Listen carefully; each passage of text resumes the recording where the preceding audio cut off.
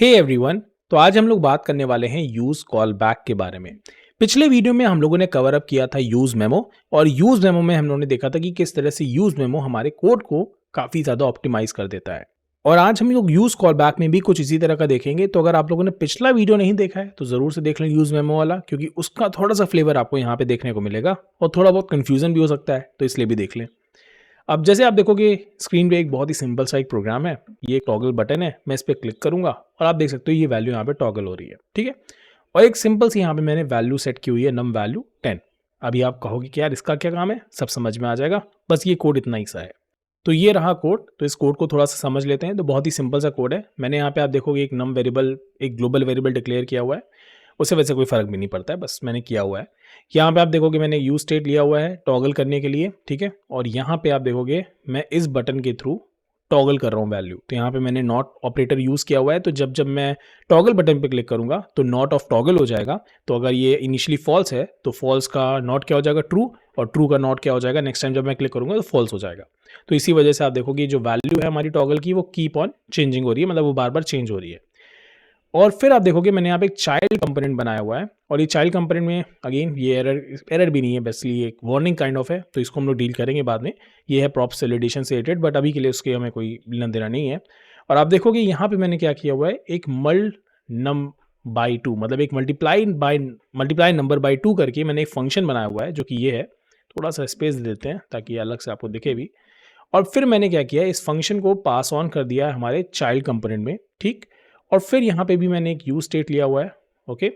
और फिर मैं क्या कर रहा हूँ, मैं यहाँ पे इस फंक्शन को आप देख सकते हो, मैं यहाँ पे मल नम बाई टू वाले फंक्शन को, मल्टीप्लाई नंबर बाई टू वाले फंक्शन को कॉल कर रहा हूँ। और जो भी वैल्यू आ रही है उसको मैं यहाँ पे सेट कर रहा हूँ। तो ये फंक्शन बेसिकली कहाँ से मुझे मिल रहा है, ये मुझे मिल रहा है बेसिकली अपने पेरेंट कंपोनेंट से। और मैंने यहाँ पे उसको बस क्या किया है, कॉल किया है। और जब मैंने कॉल किया तो डेफिनेटली फिर ये वाला फंक्शन कॉल हुआ होगा, और फिर मैंने मल्टीप्लाई कर दिया होगा नम को बाई टू। और उसकी वजह से ही आप देखोगे रिजल्ट में हमें 10 मिल रहा था, क्योंकि अगर आप app.jsx को देखो तो नम की वैल्यू 5 है, बट क्योंकि चाइल्ड कंपोनेंट में हमने क्या किया हुआ है, मल्टीप्लाई किया हुआ है, तो उसी वजह से वो 10 दिख रहा था। क्योंकि हमने इस कोड को कहाँ रखा हुआ है, इस कोड को हमने यूज इफेक्ट के अंदर रखा हुआ है। तो जब पहली बार रेंडर हुआ होगा ऐप कंपोनेंट, तो सीधी सी बात है चाइल्ड कंपोनेंट को भी कॉल किया गया होगा। और चाइल्ड कंपोनेंट जब पहली बार रेंडर होगा तो उसमें क्या होगा, हमारा यूज इफेक्ट वाला कोड भी रन होगा। और जब हमारा यूज इफेक्ट वाला कोड रन होगा तो उसकी वजह से क्या होगा, सीधी सी बात है, हमारा ये वाला फंक्शन कॉल होगा और हमारी जो वैल्यू है नम की वो 10 हो जाएगी, राइट। मतलब जो वैल्यू हमें मिलेगी मल्टीप्लाई करने को नम से, वो 10 होगी, और वही वैल्यू को हमने सेट कर दिया है।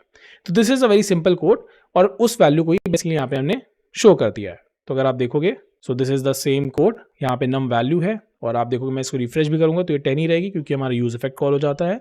और ये हमारे पेरेंट कंपोनेंट से आ रहा है, and this is our child component. अगर मैं यहाँ पे control plus shift plus J करके यहाँ पे कंसोल को ओपन करता हूँ, तो आप देखोगे यहाँ पे अपडेटेड प्रिंट हो रहा है। रीजन बीइंग कि यहाँ पे चाइल्ड कंपोनेंट में मैंने यूज इफेक्ट के अंदर इसे कंसोल कराया हुआ है अपडेटेड, ठीक है।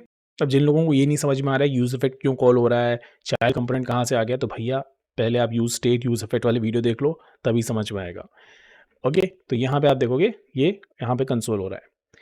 तो इस कोड में कोई प्रॉब्लम नहीं है, राइट। आप कहोगे कि हाँ बढ़िया कोड है, कोई इसमें दिक्कत की बात तो है नहीं। तो इसमें दिक्कत क्या है, चलो अब समझते हैं दिक्कत क्या है।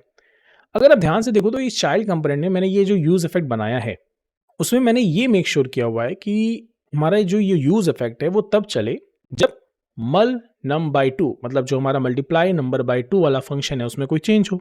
तो जब तक ये हमारे मल नम बाई टू फंक्शन में कोई चेंज नहीं होगा तो हमारा यूज इफेक्ट रन नहीं करेगा। इनिशियली तो रन करेगा, बट उसके बाद जब मल नम बाई टू वाले में कुछ चेंजेस होंगे तभी ये रन करेगा, क्योंकि ये हमारी डिपेंडेंसी लिस्ट का पार्ट है। Okay great. तो ऐसा करते हैं, इस चीज़ को चेक करते हैं। मैं यहाँ पे वापस से चलता हूँ, ठीक। और आप देखना यहाँ पे मैं टॉगल करूँगा। मैंने टॉगल बटन पे क्लिक किया एंड आप देखोगे यहाँ पे अपडेटेड प्रिंट हो रहा है। Okay strange. मैंने किया टॉगल टॉगल टॉगल टॉगल, मतलब मैं जितनी बार भी टॉगल बटन पे क्लिक कर रहा हूँ उतनी बार मेरा अपडेटेड कंसोल डॉट लॉग हो रहा है। ऐसा क्यों हो रहा है, मतलब यार मैंने तो ऐप डॉट जेएसएक्स में चेंज किया, सीधी सी बात है। जब मैंने ऐप डॉट जेएसएक्स में चेंज किया और टॉगल किया तो मेरा ये री रेंडर हुआ होगा, और डेफिनेटली जब ये री रेंडर हुआ होगा तो हमारा चाइल्ड कंपोनेंट भी री रेंडर हुआ होगा, बेसिकली कॉल आउट हुआ होगा। बट जब वो दूसरी बार कॉल आउट हुआ तो यूज इफेक्ट क्यों रन कर रहा है, बिकॉज यूज इफेक्ट तो तभी रन करना चाहिए ना जब मल नम बाई टू में चेंज हो। इस चीज़ को मैं आपको दिखाता हूँ। जैसे एक बार यहाँ पे मैं कर देता हूँ कंसोल डॉट लॉग पेरेंट, ठीक। और इसी तरह से मैं कर देता हूँ कंसोल डॉट लॉग, यहाँ पे मैं चाइल्ड को कर देता हूँ, ठीक। ये हो गया मेरा चाइल्ड। चलो इसको मैंने सेव किया, इसको भी मैंने सेव किया, ठीक है। एक बार फिर से इसको यहाँ पे रिफ्रेश करेंगे और आप देखो यहाँ पे मैं करता हूँ, देखो अच्छा इनिशियली आप देखो पेरेंट पहली बार कॉल हुआ, फिर हमारा चाइल्ड कॉल हुआ और फिर अपडेटेड कॉल हुआ बिकॉज यूज इफेक्ट तो बाद ही में रन करता है, और फिर यहाँ पे चाइल्ड कॉल हुआ। क्यों यहाँ पे फिर से चाइल्ड कॉल हुआ? क्योंकि अगर आप देखोगे तो हमारे चाइल्ड कंपोनेंट में भी हमने यहाँ पे क्या किया हुआ है, सेट किया हुआ है वैल्यू को। तो यूज इफेक्ट के थ्रू जब हम सेट कर रहे हैं वैल्यू को तो फिर अगेन री रेंडर वाला प्रोसेस होगा, और फिर री रेंडर वाला जब प्रोसेस होगा तो सीधी सी बात है यहाँ पे फिर से चाइल्ड प्रिंट होगा। आप देखते हैं यहाँ पे जब मैं टॉगल बटन पे क्लिक करता हूँ तब क्या होता है। तो देखो मैंने जैसे ही टॉगल बटन पे क्लिक किया तो पेरेंट रेंडर हुआ, ऑब्वियस सी बात है।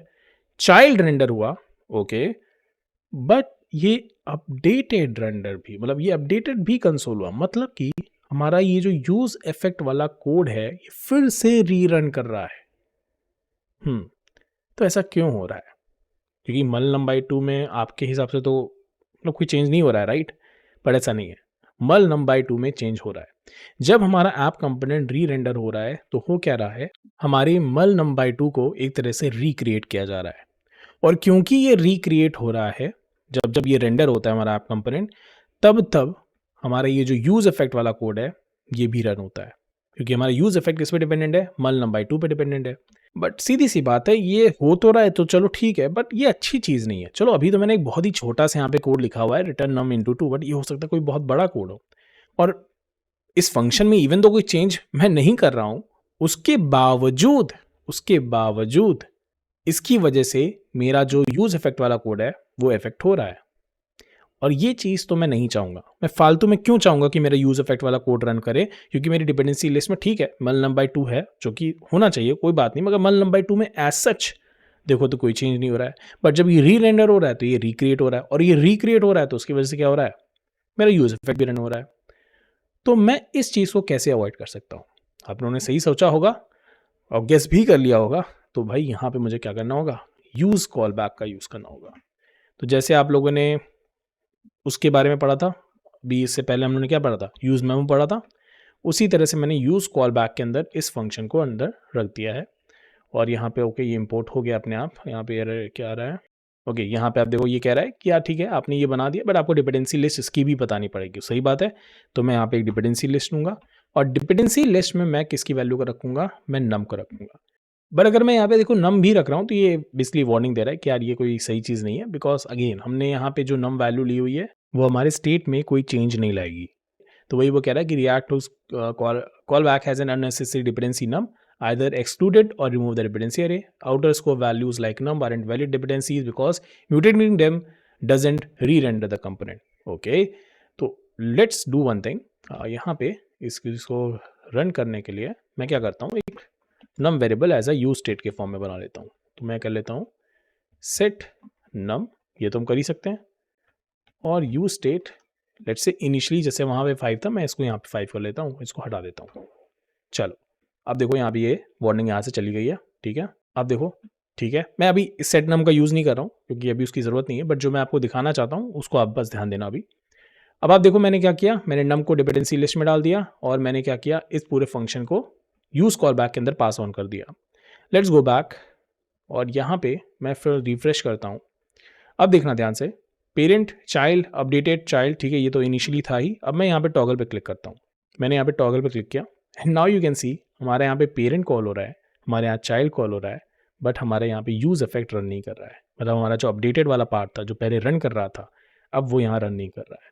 फिर से मैं करता हूँ, फिर से मैं करता हूँ, फिर से मैं करता हूँ, एंड यू कैन सी कि अब मेरा जो यूज़ इफेक्ट है जो पहले हर बार रन कर रहा था जब भी मैं app.jsx में चेंजेस कर रहा था, उसके स्टेट में चेंज कर रहा था, अब ऐसा नहीं हो रहा है। ये कब होगा? अब ये तभी चेंज होगा जब मेरे नम में चेंज होगा। तो इसको भी एक बार चेक कर लेते हैं। मैं यहाँ पे एक और बटन बना लेता हूँ, ठीक है, बटन, और यहाँ पे ऑन क्लिक कर लेते हैं, और यहाँ पे लेट से मैं क्या करता हूँ, सिंगल एरो बना करके, क्योंकि मैं डायरेक्टली इस फंक्शन को कॉल नहीं करना चाहता, तो मैं यहाँ पे एक एरो बनाऊंगा, और इस एरो के अंदर मैं लिखूंगा सेट नम, और सेट नम में फिर मैं क्या पास करूंगा, लेट से मैं यहाँ पे पास कर देता हूँ 10, just for the sake of example, और कुछ भी नहीं है। ठीक है, ये एरो मैंने क्यों पास किया मैं फिर से बता देता हूँ। ये मैंने इसलिए पास किया है क्योंकि मैं डायरेक्टली सेट नम को कॉल नहीं कराना चाहता। अगर मैं ये एरो हटा दूंगा तो होगा क्या, सेट नम ऑटोमेटिकली कॉल हो जाएगा, मतलब ऑन क्लिक पे मैं क्लिक करूँ ना करूँ ये पहले ही कॉल हो जाएगा। मैं चाहता हूँ कि जब मैं ऑन क्लिक पे क्लिक करूँ तभी सेट नम कॉल हो। अब देखो मैंने क्या किया, इसको 10 बना दिया है। अब अगर हम वापस जाएंगे और मैं इसको यहाँ पे रिफ्रेश करूँगा तो अब ध्यान से देखना। ओके मैंने कवर कर दी, इसको मैं यहाँ पे कर देता हूँ लेट्स से सेट नम। अब अगर मैं वापस से चलता हूँ, अब ध्यान से देखना, मैंने रिफ्रेश किया, parent child updated child toggle कर रहा हूँ तो देखो पेरेंट चाइल्ड तो हो रहा है बट यहाँ अपडेटेड वाला नहीं कंसोल हो रहा है, क्योंकि अपडेटेड वाला तभी कंसोल होना चाहिए जब हमारे फंक्शन में कोई चेंज हो रहा है। अब देखो मैं यहाँ पे क्या करने वाला हूँ, मैं सेट नम पे क्लिक करूँगा तो हमारी जो नम की वैल्यू है उसमें चेंज हो जाएगा। नम की वैल्यू अभी तक 5 थी, वो क्या हो जाएगी 10 हो जाएगी। तो अब देखो क्या होगा, जैसे मैं सेट नम पे क्लिक करूँगा बूम, यू कैन सी जैसे ही मैंने सेट नम पे क्लिक किया तो वैल्यू 10 हो गई और यूज इफेक्ट रन हुआ, क्योंकि अगर यूज इफेक्ट ना रन होता तो 2 इंटू 20 नहीं हो पाता, 2 इंटू 10 नहीं हो पाता। और आप देख सकते हो यहाँ पे अपडेटेड कॉल हुआ है, right, you can see updated is called. मैं एक बार फिर से आपको दिखाता हूँ, मैं यहाँ पे देखो टॉगल पे क्लिक करता हूँ तो अपडेटेड नहीं कॉल होता है, मतलब नहीं कंसोल होता है। बट मैं जैसे ही सेट नम पे क्लिक करता हूँ यू कैन सी सेट नम पे क्लिक करते ही हमारा यहाँ पे अपडेटेड वाला जो है वो कंसोल डॉट लॉग हो जाता है। And this is the power of use call back. तो यूज कॉल बैक और यूज मेमो आपको थोड़ा बहुत एक जैसे ही लगेंगे बट ऐसा है नहीं। यूज कॉल बैक जो है वो पूरे पूरे फंक्शन को लेता है, जबकि यूज मेमो जो है जो वो फंक्शन वैल्यू रिटर्न करता है उसको लेता है।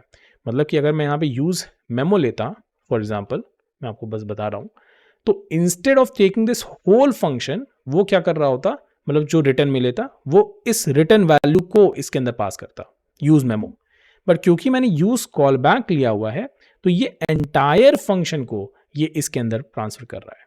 Okay, so this is the thing. तो बेसिकली यूज कॉल बैक आप फंक्शन रिलेटेड काम के लिए करते हो और यूज मेमो बेसिकली आप कोई वैल्यू को कैश कराना चाहते हो तब उसके लिए यूज करते हो। Okay, make sense.